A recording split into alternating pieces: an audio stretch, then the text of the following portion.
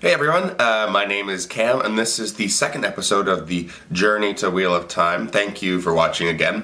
Just a little heads up for this coming episode, and I guess all future ones, there may be small spoilers for anyone who hasn't actually read at least The Eye of the World, and there may also be allusions to spoilers for books later on in the series. So just a heads up, I'll try and give a warning within the video so you can skip that part if you want to avoid spoilers. So, I've started the reread, and it's been about 4, maybe even 6 years since I've read the series, so it's a nice nostalgic throwback. Of course, that intro is at the start of each book, a little bit varied each time, of course.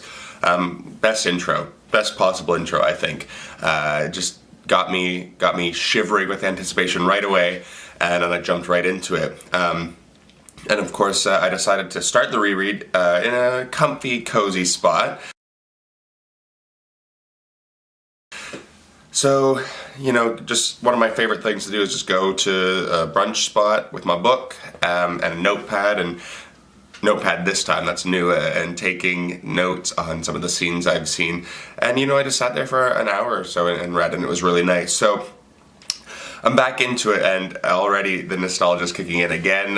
The intro, of course, but then just meeting our characters again. One thing I did notice about this version of The Eye of the World versus the From Two Rivers that I had originally, there is a prologue missing. I don't know how many of you would have read it, but in the From Two Rivers version, there was an additional prologue featuring primarily Egwene, but then also the boys, Rand, Perrin, and Mat. When they're younger, I think it's about maybe 10 years prior to the events of The Eye of the World, and it kind of just gives a feel of Emond's Field and their whole way of life. If I recall correctly, it also features Tam al'Thor telling a story of the Dragon Reborn, which does give the reader, maybe the first-time reader, a bit more info going in. Not completely necessary. Like on this read through, I forget some things, but I still remember a lot. But it's definitely not a necessary prologue. Just something I noticed wasn't in there. I started the reread just after posting the last video, so about a week ago. I'm about 220 pages in. I'm really only finding time to read on the subway between things I have to do, so going a bit slow. So 15 chapters, 220 pages. So I'll give a little bit of a summary of what's happened for those who haven't read it in a while. There will be minor spoilers for the first 15 chapters of The Eye of the World if you're worried about that. So I might post a little graphic once the spoiler's over. Maybe we'll do like a spoiler begins and spoiler ends, just for anyone who might want to scroll through and watch but not get a spoiler. So obviously things start off with Rand and Tam, and they go into Emond's Field to deliver their alcohol for the Beltane Festival, so we meet them right away. We meet Rand's friends, and all that stuff happens. They see the dark cloaked figure, or Rand sees the dark cloaked figure, finds out that Mat has, so they're worried about that. Of course, then that leads to the events of that evening, where the Trollocs come and attack, and we get a nice glimpse of the smartest Trolloc in history, Narg, who actually can speak English, followed by Rand's journey into Emond's Field with Tam on a cart sling behind him. We meet Moiraine and Lan, find out what they're really all about, and that whole sequence of Rand pleading for Moiraine to save Tam. Then the company takes off from Emond's Field, and they set out towards, I guess, Watch Hill, Terran Ferry, and Berlin. And they've arrived there. It's the morning after, and Rand is experiencing his hangover for the first time. And just reading through it's amazing how much foreshadowing is actually in here. Right up to the 13th and 14th book, Rand has met Min briefly, and some of the stuff she talks about her viewings actually allude to, in Mat's case, stuff in the Towers of Midnight, and in Rand's case, literally the last chapter of the series. And it's so funny to look back and now knowing the ending and see all that, and of course now knowing what's happening, seeing Rand shiver and get goosebumps every time Moraine is channeling near him, but it's masked by something else, cold clothes or just excitement, but knowing that he's feeling her channeling. It's really cool to see that foreshadowing. Moraine talking with Egwene about channeling and says, maybe you'll be the Emerald one day.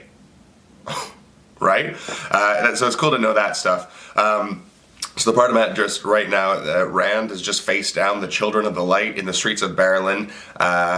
He's not feeling well for his channeling hangover, and now they've talked to Tom about their dreams. All three guys had the dreams about the Dark One, and they are headed back, and they've just discovered that Nynaeve has arrived in Barrowland. So that's the chapter I ended off on.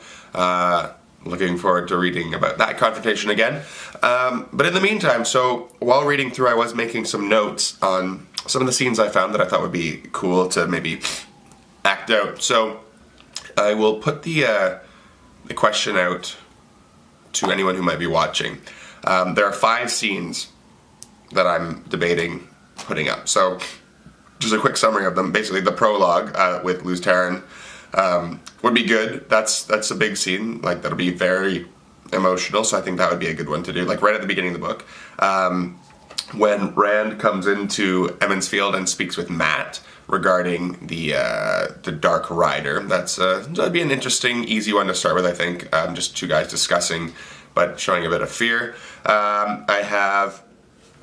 The next one is when Rand finds Moraine and asks her to heal his father. There's the whole discussion between Rand, Moraine, and Lan about what's going on, why they may be wanted, why they have to leave. Seemed like a good scene for trying out.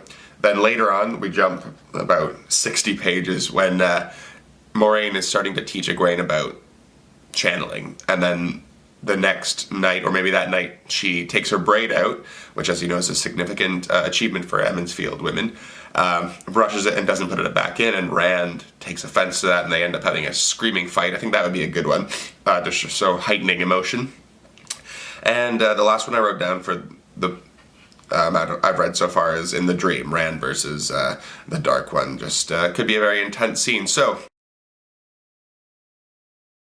I'll post little graphics with each one. Let me know in the comments on here, or oh hey Minka, the comments on here, or again you can add me on Facebook, on Instagram. I think I'm tweeting it out, so I'll post the social medias in the description again. Let me know what you're thinking, like which scene out of these ones are your favorites. I'm still getting more suggestions for scenes, but they're quite far on book 10 and beyond, so I'll get to them. Thank you everyone who's added me or contributed in some way. People have reached out to collaborate at some point, and I want to say I'm excited to do that eventually. Once I get kind of into the swing of things, I'm going to try and do a video like this maybe every Monday, and then at some point during the week, depending on my schedule, I'm going to try and get into an actual studio to film the scenes. So that just depends on studio availability and what I can do, but I'll try and post the scenes by the end of the week. Hopefully I'll get rid of this cold. You can probably hear I'm sniffing a lot, so I'd like to get rid of that before I try this scene. Yeah, I think that's pretty much it for now. I'm gonna keep reading this. Might actually go read for a couple hours now before my day really begins. But yeah, just keep following along, and thank you for your contributions. And yeah, I guess I will weigh the opinions of everyone on what scenes they want, and hopefully have one up by the end of the week. So until then, thanks for watching, and keep continuing to follow, and we'll talk to you soon. Bye!